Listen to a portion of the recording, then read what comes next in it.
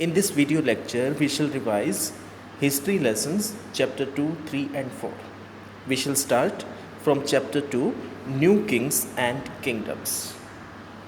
In this chapter, we studied about there were some new dynasties, कुछ नई dynasties यहाँ पर आई थी, Cholas, Rashtrakutas, Palas. Many new dynasties merged after 7th century. There were big landlords or warrior chiefs in different regions. Samantas gained power and wealth. They declared themselves to be Mahasamant और महामंडलेश्वर. तो इनके नीचे workers काम कर रहे थे जो उनमें क्या थे, सामंत थे, और इन्होंने अपने आप को क्या डिक्लेयर किया था, महासामंत और महामंडलेश्वर. इन्होंने अपने आप को जो है टाइटल्स दिए थे. In the mid 8th century Danti Durga Rashtrakuta chief overthrew Chalukya. पहले चालुक्य किंगडम था, ये लोग शासन कर रहे थे. तो राष्ट्रकूट के जो चीफ थे इन्होंने इसको हटाया और उसके बाद एक रिचुअल इन्होंने परफॉर्म किया था, एक यज्ञ वगैरह किया था, और क्या नाम दिया था इससे, Hiranyagarbha, performed by Brahmanas. The major dynasties were, कौन कौन सी डायनेस्टीज थी यहाँ पर, Gurjara Pratihara, Chola, Rashtrakutas, Palas and Pandyas. Administration in kingdoms. अब एडमिनिस्ट्रेशन कैसे चल रहा था इनका, new kings adopted high sounding titles as Maharaja Adhiraj, Tribhuvana Chakravarti. तो अपने लिए बड़े बड़े टाइटल्स जो हैं रखने शुरू कर दिए इन्होंने. क्या टाइटल्स थे, महाराजा अधिराज, त्रिभुवन चक्रवर्ती सम्राट. A tax was collected by Cholas named vetti. जो टैक्स कलेक्ट करते थे उसे क्या नाम देते थे, विति का. अब किंग्स जितने भी काम करते थे तो ब्राह्मण्स उसे क्या करते थे, प्रशस्तिस पर लिखते थे, और प्रशस्तिस लिखने के बदले में इन्हें जो गिफ्ट्स दिए जाते थे वो होते थे लैंड ग्रांट्स. ज़मीन दी जाती थी इनको, तो वो क्या है, prashastis and land grants. Rulers want to depict themself as valiant victorious warriors. अपने आप को योद्धा दिखाना चाहते थे, और ब्राह्मण्स इनके लिए लिखते थे, इनकी प्रेज में लिखते थे. Composed by learned Brahmans. तो वो लोग क्या करते हैं, प्रशस्ति लिखते हैं. Kings rewarded Brahmans by grants of land recorded on copper plates. तो कॉपर प्लेट्स के ऊपर ये लिखी जाती हैं, ब्राह्मण लिखते थे इनको, और बदले में उन्हें रिवार्ड दिया जाता था. Welfare for wealth. अब इनका ज़्यादा ध्यान कहाँ था, तो ये लोग अब ज़्यादा ध्यान दे रहे थे अपने आप को एक्सपेंड करने पर और अपनी पावर और वेल्थ बनाने के लिए. तो यहाँ पर एक और नई चीज़ सामने आई, ट्रिपेटाइट स्ट्रगल. एक 3 तरफा जो है स्ट्रगल चल रहा है, और वो स्ट्रगल किस लिए, कन्नौज के ऊपर कंट्रोल करने के लिए. और कौन कौन सी 3 पार्टीज़ जो हैं यहाँ पर हैं, Rashtrakuta, Palas and Gurjara Pratihara. These were the 3 parties which make tripartite struggle to control over Kannauj. Rulers tried to demonstrate power. अपने आप को ज़्यादा डेमोस्ट्रेट करते थे, वो अपनी पावर दिखाना चाहते हैं. महमूद गजनी जो था, अफ़गानिस्तान से आया था, उसने क्या किया, सोमनाथ टेम्पल के ऊपर लूटपाट करी, टारगेट बनाया उसने अपना इसे. और डेमोस्ट्रेशन के लिए ये लोग क्या करते थे, मंदिर बनवाए और दूसरी चीज़ें बनवा दी. इस तरह की चीज़ें भी ये लोग करते थे. Mahmud victories record. अब महमूद गजनी ने एक और चीज़ क्या की, जितनी भी ये विक्ट्रीज़ करता था तो उसका एक रिकॉर्ड बनवाना चाहता था ये. तो वो इसने बनवाया किताब हिंद. अल बिरूनी से इसने ये एक बुक लिखवाई जिसमें सारी चीज़ें लिखी गई थी कि इसने कब कौन से किंग को, कौन से रूलर को हराया और कहाँ पर इसने जीत ली. तो इसने पृथ्वीराज को 1192 में हराया, जबकि इससे पहले 1191 में महमूद पृथ्वीराज के हाथों से हारा भी है. Splendid temples and sculpture. अब यहाँ पे एक और चीज़ थी, बड़े बड़े मंदिर बनाए गए थे और कुछ मूर्तियाँ बनाई गई थी जो आर्ट के एग्जाम्पल्स हैं. तो टेम्पल्स ऑफ थंजावुर, गंगईकोंडा, चोलापुरम, राजराजा राजेंद्र। ये किसने बनवाया था ये मंदिर? राजेंद्र ने शुरू किया था। राजेंद्र और राज राजा जो है बाप बेटा थे दोनों, तो इन्होंने ये टेम्पल जो है कंप्लीट किया था। आर्किटेक्चरल एंड स्कल्पचरल मार्वल्स, और ये एक अच्छा एग्जाम्पल है आर्ट का, कला का एक अच्छा नमूना कहा जा सकता है इसे।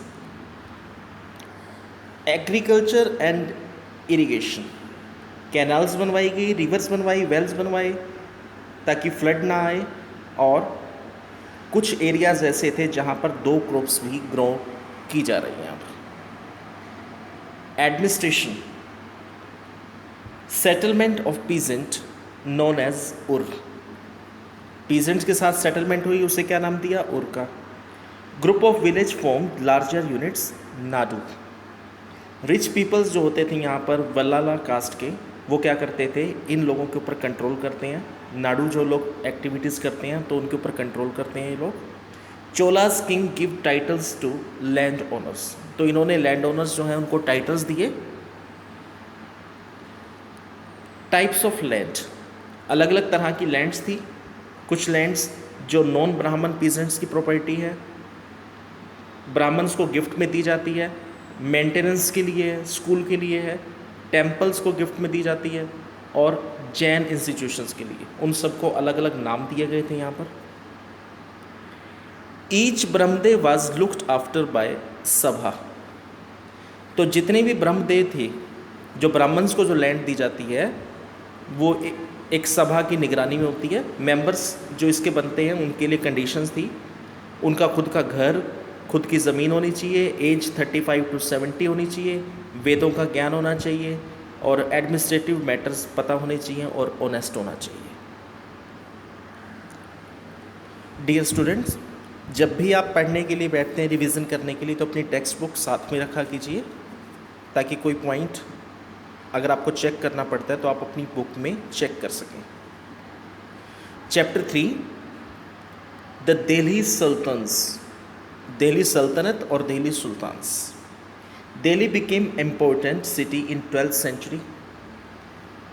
दिल्ली बिकेम फर्स्ट कैपिटल, पहली बार कैपिटल बनी, किसने बनाई? तोमरा राजपूत ने, और इम्पोर्टेंट कॉमर्शियल सेंटर के रूप में इन्होंने डेवलप किया इसको।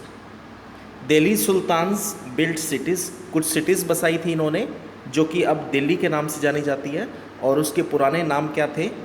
दिल्ली, कूना, सिरी और जहाँपना।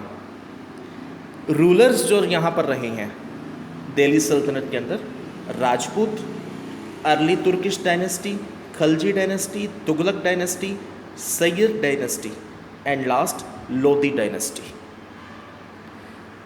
दिल्ली सुल्तान्स के बारे में पता कहाँ से लगता है हमें? Finding out. तो इनके बारे में हमें पता लगता था तारीख और त्वारीख, जो यहाँ पर लिखी जाती थी पार्सियन लैंग्वेज के अंदर। और इसको लिखता कौन था? इसको लिखने वाले ऑथर्स कौन थे? सेक्रेटरीज, एडमिनिस्ट्रेटर्स, पोइट्स और कर्टियर्स। तो ये लोग लिखते थे, तारीख या त्वारीख जो लिखते थे, और इससे हमें दिल्ली सुल्तान्स के बारे में पता लगता है। इन 1236 रज़िया सुल्तान, रज़िया सुल्तान एक लेडी थी जो फर्स्ट लेडी रूलर बनी थी, जो कि डॉटर थी इल्तुतमिश की। सुल्तान बनी ये, और 1240 में इसे थ्रोन से हटा दिया गया, गद्दी से हटा दिया गया।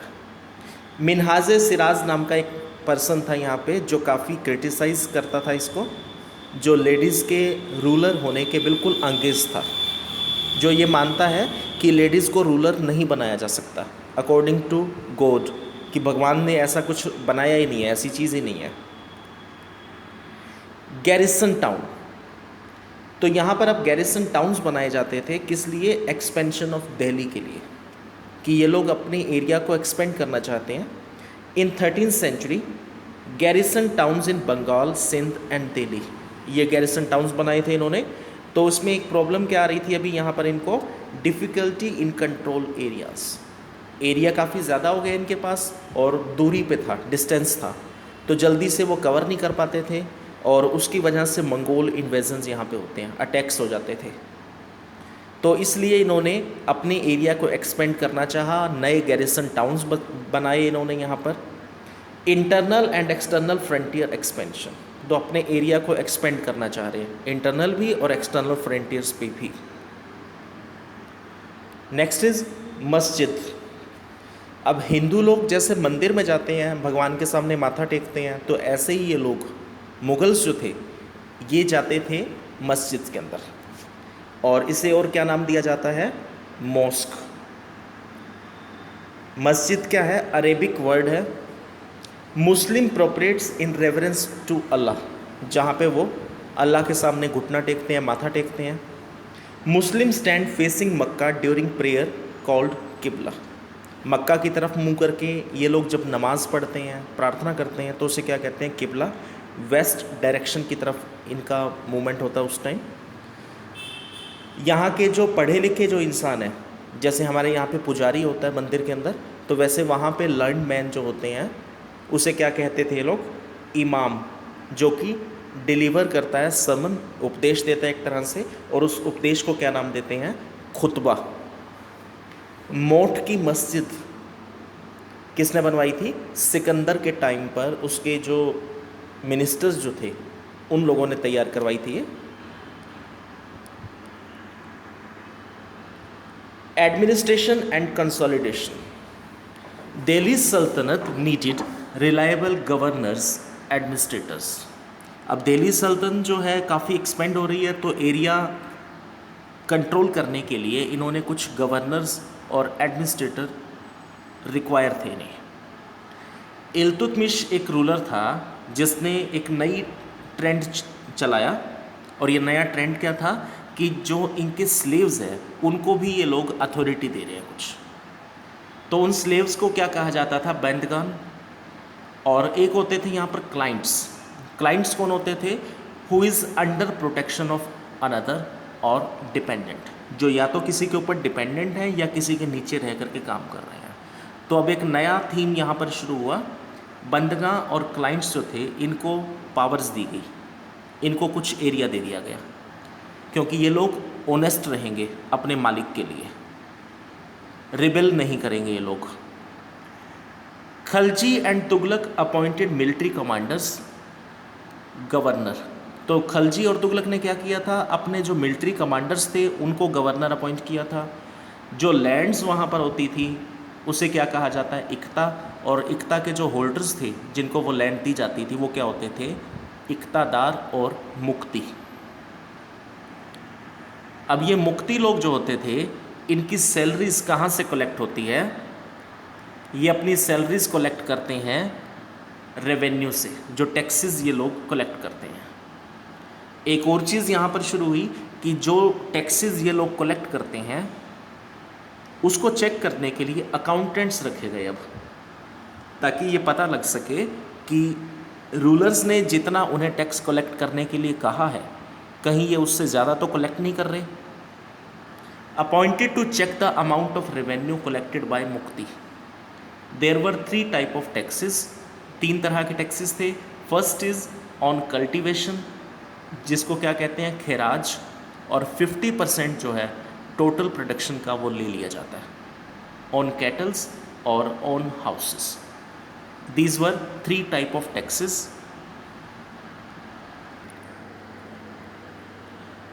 Alauddin and Muhammad Tughlaq raised a large standing army. दोनों ने क्या किया था, एक बड़ी आर्मी जो है रखनी शुरू करी, क्योंकि मंगोल इन्वेजन्स होते थे, अटैक्स होते थे बाहर से, तो अपने आप को सेफ रखने के लिए इन्होंने एक अच्छी आर्मी रखनी शुरू कर दी।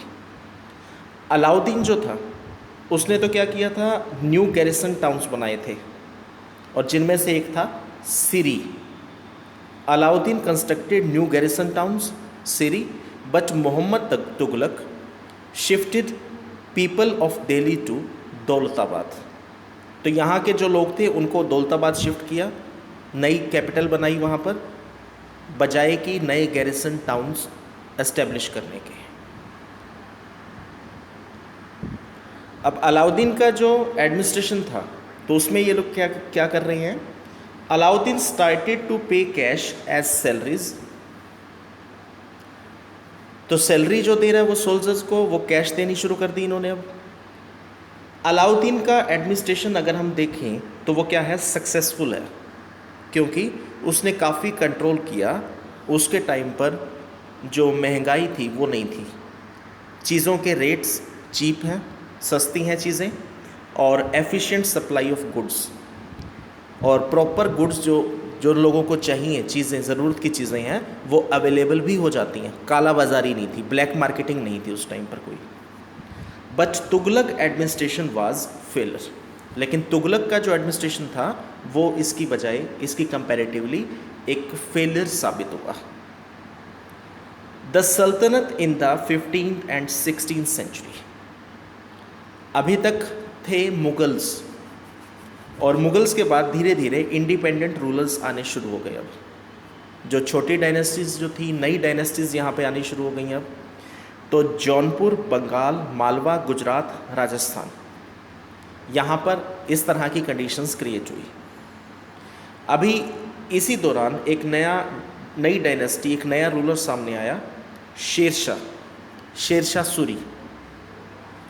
इसने क्या किया, दिल्ली को कैप्चर किया और अपनी नई डायनेस्टी जो है एस्टेब्लिश कर दी, which was known as Suri dynasty.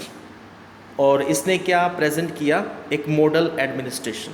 जो इसका एडमिनिस्ट्रेशन था वो काफ़ी अच्छा था, बेहतर था, और इसको आने वाले रूलर्स जो थे, इन फ्यूचर के जो रूलर्स थे, उन्होंने भी काफ़ी ज़्यादा इसको प्रेज किया, पसंद किया उन्होंने।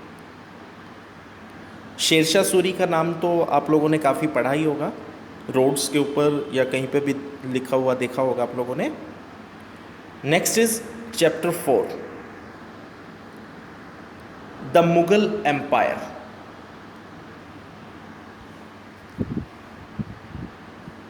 First of all we will discuss about Mughals.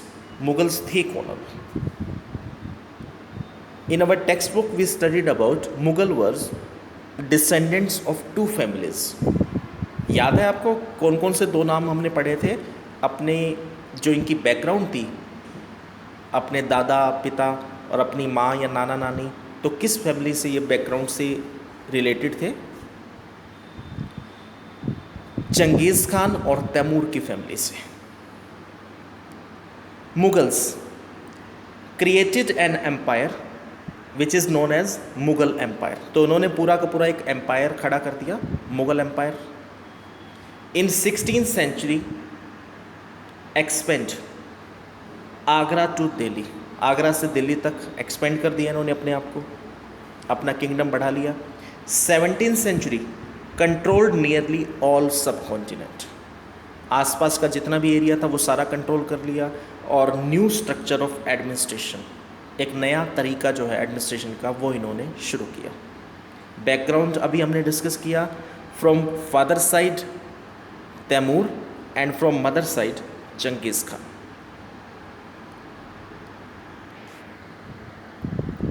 Mughal proud of their Timur ancestry और टिमुरिड एंसेस्ट्री।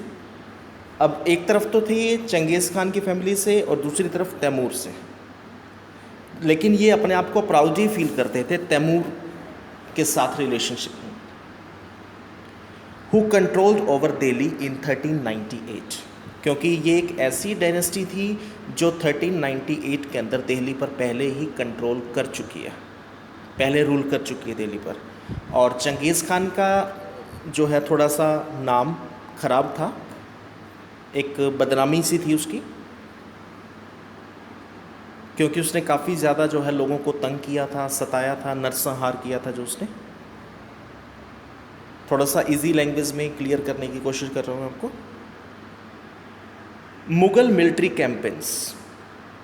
अब मुगल्स जो थे इन्होंने अपनी मिलिट्री कैंपेन्स जो है शुरू किए अपने आप को एक्सपेंड करने के लिए, अपने एरियाज़ को डेवलप करने के लिए। तो फर्स्ट मुग़ल एम्परर कौन था? बाबर। 1494 में फरगना का रूलर बनाए, 12 ईयर्स ऑफ एज, बट इसको वहाँ से भागना पड़ा मंगोल इन्वेजन्स की वजह से। Seized Kabul in 1504, defeated the sultan of Delhi Ibrahim Lodi. 1504 में काबुल सीज़ किया, उसके बाद दिल्ली में आया, दिल्ली का जो किंग था इब्राहिम लोदी उसको हराया पानीपत के बैटल में। मुग़ल एम्परर्स कौन कौन से रहे हैं? बाबर, हुमायूं, अकबर, जहांगीर, शाहजहां एंड औरंगज़ेब। ये इसके बाद के जो रहे हैं इनकी पीढ़ी के।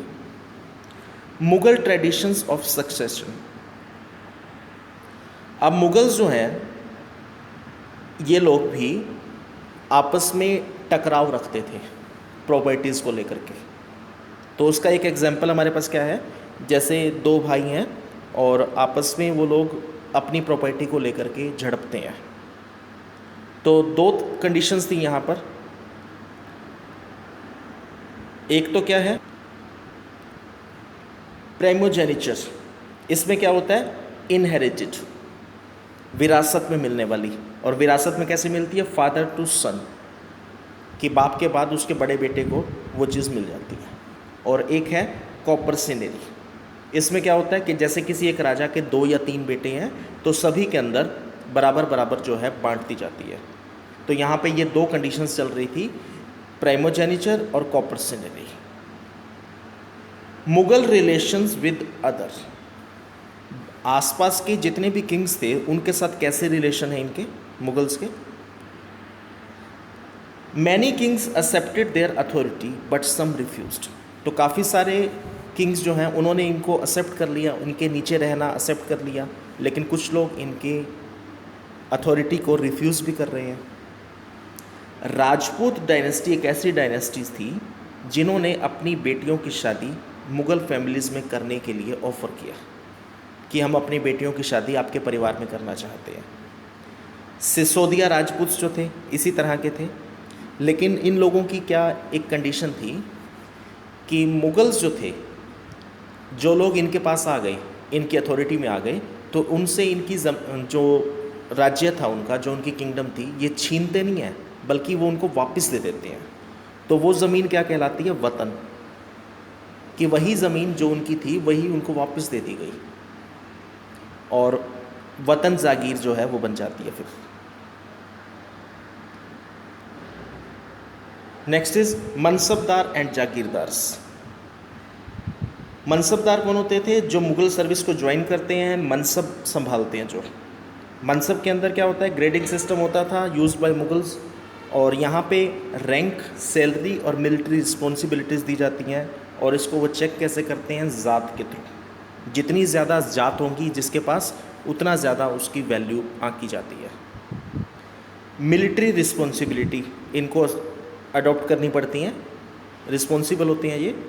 स्पेसिफाइड नंबर ऑफ सवार एंड कैवलरी मैन। पैदल सेना जो है और घुड़सवार जो है वो एक लिमिट के अंदर इनको रखनी पड़ती हैं जितनी रिक्वायर है। सैलरीज कहाँ से देते हैं ये? रेवेन्यू असाइनमेंट्स जो जागीर से इकट्ठी होती है। अकबर ने क्या किया था? इस सिस्टम को थोड़ा सा चेंज किया। रेवेन्यू उतना ही होगा जितना उनकी सैलरीज हैं, इतना ही वो कलेक्ट कर पाएंगे।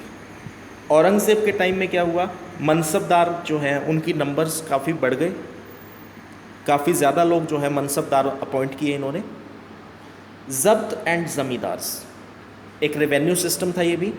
सोर्स ऑफ इनकम क्या था इसमें? Produce of peasantry. जो किसानों की जो इनकम है, जो उनकी फसल है, वो उसका कुछ हिस्सा ले लिया जाता है। और ये कलेक्ट कौन करता था? Headman, rural elites collected taxes. Todarmal Akbar का रेवेन्यू मिनिस्टर था ये। इसने क्या किया? लैंड का सर्वे करना शुरू किया और जब्त नाम दिया गया इसको। Exploitation bye Mughals. तो जिन लोगों का ये एक्सप्लॉइट करते थे उनमें से कुछ लोग जो हैं रिबेल करते थे, तो ज़मींदार और पीजेंट्स कई बार रिबेल कर लेते थे। अबुल फजल ने एक बुक लिखी थी अकबरनामा, और उसमें इसकी सारी क्वालिटीज़ जो हैं, जो एडमिनिस्ट्रेशन था उसको पूरी तरह से एक्सप्लेन किया गया था। Ancestors, events of Akbar reign और एडमिनिस्ट्रेशन। अकबर ने जो पॉलिसी शुरू की थी तो उसने क्या किया, एम्पायर को सूबे और सूबाज जो कहा जाता है तो उसमें बांट दिया। इसके जो वर्कर्स थे जिनकी ड्यूटीज़ लगाई गई तो उन्हें क्या कहा जाता है, सूबेदार। और यहाँ पे एक फाइनेंशियल ऑफिसर भी रिक्रूट किया गया जो कि दीवान था। आर्मी के अंदर एक वर्ड जो भी हम पढ़ते हैं, एक पोस्ट होती है सूबेदार, वो वर्ड यहीं से जनरेटेड है। कुछ और लोग भी इसने यहाँ पर अपॉइंट्स किए थे, जिनमें मिलिट्री कमांडर्स जो हैं उन्हें क्या कहा जाता है, बख्शी, सॉरी फौजदार। मिलिट्री पे मास्टर्स जो थे बख्शी, और टाउन पुलिस जो होती है वो कोतवाल। कमांडर्स जो हैं फौजदार। नूरजहाँ, नूरजहाँ कौन थी, जहांगीर की वाइफ। रियल नेम क्या था इसका, मेहरुनिसा। जहांगीर से मैरिज हुई इसकी 1611 के अंदर, और इसको एक नाम क्या दिया गया, लेडी ऑफ द एज, जो जहांगीर ने इसे कहा। और इसकी उसके दरबार के अंदर काफ़ी अच्छी इमेज थी, काफ़ी अच्छा जो है इसका वहाँ पे बातें मानी जाती हैं।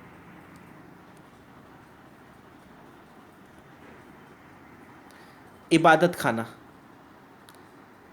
इबादत खाना क्या था, a place for meeting discussions.